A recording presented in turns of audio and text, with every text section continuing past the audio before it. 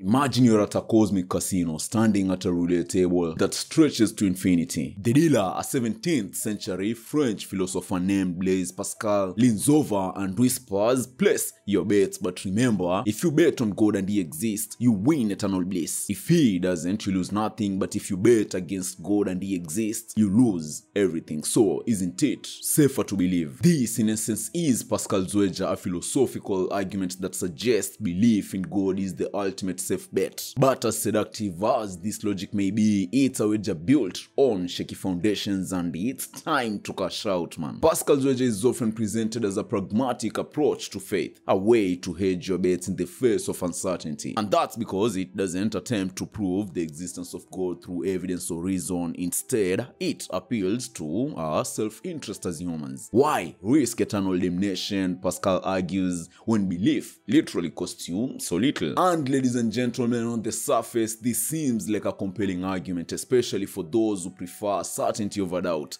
But dig a little bit deeper and the wager begins to unravel like a poorly stitched tapestry, man. First, let's consider the assumption that belief is a choice, because Pascal seems to think that belief is as simple as flipping a switch, decide to believe and voila, you are saved. But belief doesn't work that way, as you may know, ladies and gentlemen. You can't simply will yourself into believing something you find unconvincing. Try, for instance, to genuinely believe that the moon is made of cheese. No matter how hard you try, your rational mind will basically resist. That's because belief is not a voluntary act, it's a response to evidence, experience, and reason. For many atheists, the lack of belief in God isn't a choice, it's the inevitable result of not being convinced by the arguments or evidence presented thus far. So basically, the point is, to suggest otherwise is to misunderstand the nature of belief itself. Now next, there is the problem of which God should you believe in. Pascal's wager assumes the binary choice, believe in the Christian God or don't. But what if you bet on the wrong deity? Here is Richard Dawkins, who perfectly summed up this point. Okay, my last question.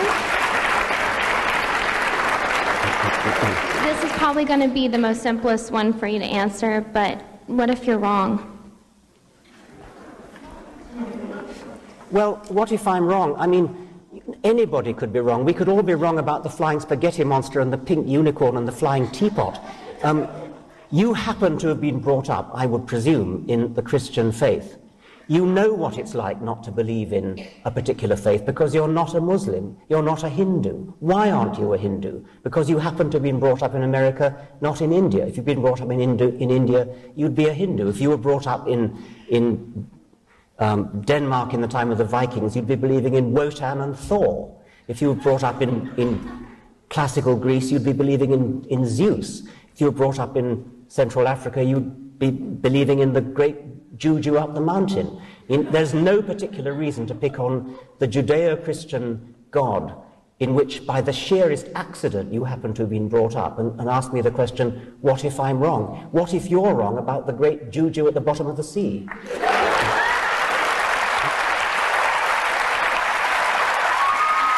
So yeah, as you've seen, what if instead of the God of Abraham, the true God is Zeus, Rodin, or the flying spaghetti monster? Pascal's wager doesn't account for the thousands of gods humanity has worshipped throughout history, and each one of those with their own set of rules and rewards. Which means if any of them are true and you choose to worship the wrong one, you might end up in just as much trouble as the atheist, man. Which basically means suddenly the safe bet doesn't seem so safe anymore, man. It's like playing a game of roulette where every number on the wheel is a different god and the stakes are just as high. Now, even worse, if we somehow manage to narrow down the wager to the Christian God, we run into another problem, the nature of belief itself. If God is omniscient, wouldn't he know whether your belief is genuine or merely a calculated gamble? A God who values faith and sincerity might not be too impressed by someone who believes in him only out of fear or self-interest. After all, isn't that the very definition of hypocrisy, man? Pretending to believe something you don't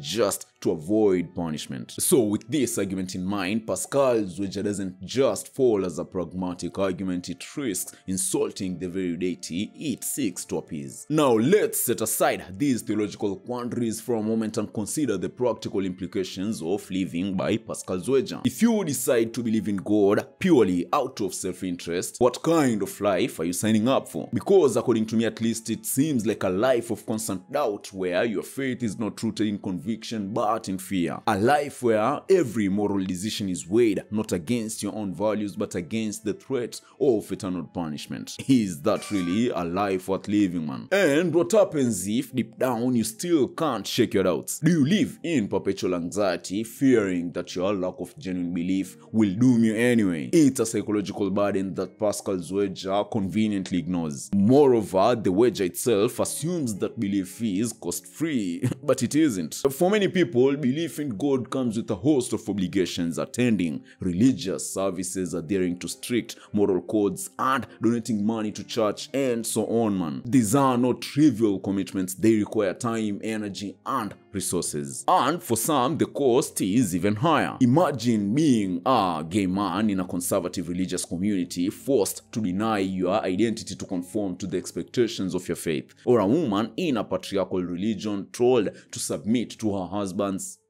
will and forsake her ambitions. For these individuals, belief is not a harmless wager, it's a life-altering decision with real-world consequences. Anyway, ladies and gentlemen, finally let's consider the moral implications of Pascal's wager. At its core, the wager is an argument from fear, not from love or truth, because it reduces faith to a transactional relationship where belief is a means to an end rather than an end in itself. But is that really the kind of relationship we want with the divine? Shouldn't belief be based on genuine conviction, on a desire to understand the world and our place in it, rather than on the fear of punishment? By framing belief as a safe bet, Pascal's wager undermines the very essence of faith, turning it into a cynical calculation rather than a profound and meaningful commitment. So with that in mind, to conclude, in the end, Pascal's wager is a fascinating thought experiment, but it's not a convincing argument for belief. It fails to account for the complexity of belief, the diversity of religious options, and the moral and psychological costs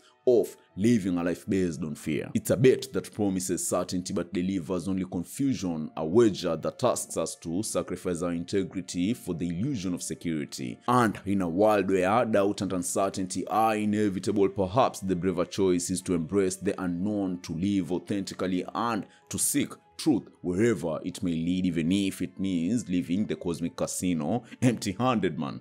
Anyway, here is what the one and only Christopher Hitchens had to say about Pascal's wager. To define Pascal's wager for us first. All right, it probably will take about, yes, it'll take a minute. Blaise Pascal was a very distinguished Catholic theologian of the 17th century, and also a very, very, very distinguished mathematician, and still is considered to be one because he's one of the founders of probability theory. And he's the author of a famous book called, in French, Les Pensées, Thoughts, which is addressed, interestingly, it's one of the reasons I'm so fond of it, in a way. It's addressed to the man who is so made that he cannot believe. Pascal knew that there were always people, there would always be people, always had been people, who are constitutionally incapable of believing this stuff, can't be brought to believe it. And one of his cruder attempts to break down resistance of people like myself was this. Said, look, what have you got to lose? Say you believe in God, and if he does exist, you have a chance of his favor. If you go ahead like this and say he doesn't, what if he does exist? You lose everything. That's it. I don't think I've condensed it in any unfair way. That's it. That's why it's called Pascal's wager.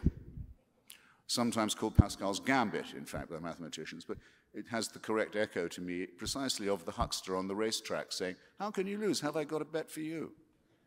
Can you imagine anything cheaper, really, or more sordid? The two things that it assumes, needs to assume, are these. One, a fantastically cynical God who's also a bloody fool.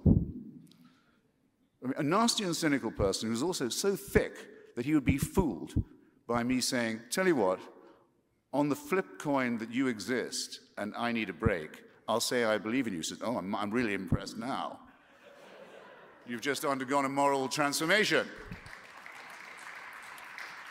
This Blaise Pascal is considered in the first rank of Christian thinkers, I might add. The second thing it assumes, of course, is the most corrupt and vulgar kind of consumer, the sort of person who would fall for a deal like that and would think, that would be nice. I'll bet correctly. I hope you'll forgive me, ladies and gentlemen, for mentioning this, because I don't at all want to invoke my own particular case in an attempt to gain your sympathy. I'll say it as objectively as I can. Some of you may have read that I'm not very well and may not have very long to live. I find it particularly objectionable that this wager, which Pascal offers to anyone at any time in their life, to be fair to him, tends to be pressed on you all the time, if you don't look as if you're going to last very long, by people who say, surely that now you might be frightened and not feeling at your best and afraid of a smelly and a disgusting end. Surely this would be the perfect moment to repudiate all the convictions of a lifetime. For some reason, that comes naturally to a lot of people of faith. I don't mind for myself, but I think it's the vilest kind of bullying to inflict on people in hospital and people who are in extremis.